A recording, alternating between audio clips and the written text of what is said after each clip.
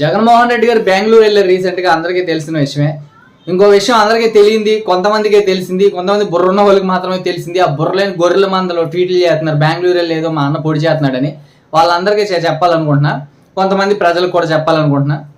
బెంగళూరు వెళ్ళింది ఆయన ఎందుకు వెళ్ళారు అని అంటే, బెంగళూరు వెళ్ళి అక్కడ ఉన్న సీఎంని కలిసి, అక్కడ కాంగ్రెస్ పార్టీలో ఉన్న వ్యక్తుల్ని కలిసి, పెద్ద పెద్ద వ్యక్తుల్ని, డీకే శివకుమార్ వీళ్ళందరినీ కలిసి, నేను విలీనం చేసేస్తాను వైఎస్ఆర్సీపీని, మొత్తం కాంగ్రెస్ పార్టీలో విలీనం చేసేస్తా, దానికి మొత్తం అంతా రంగం సిద్ధం చేసుకున్నా, కానీ మీరు షర్మిలను తప్పించేయాలి, షర్మిలను లేకుండా చెయ్యాలి, ఆంధ్రప్రదేశ్ తెలంగాణకి మొత్తానికి నేను వచ్చేస్తాను, మీ పార్టీలో జాయిన్ అయిపోతా, విలీనం చేసేస్తాను వైఎస్ఆర్సీపీని అని చెప్పి రంగం సిద్ధం చేసుకున్నారు. ఇప్పటి వరకు తెలిసిన తాజా సమాచారం. వాళ్ళ దిక్కులేని పరిస్థితిలో జగన్మోహన్ రెడ్డి తన పార్టీని కాంగ్రెస్ పార్టీలో విలీనం చేసే దిశగా అడుగులు వేస్తూ ఉన్నాడు.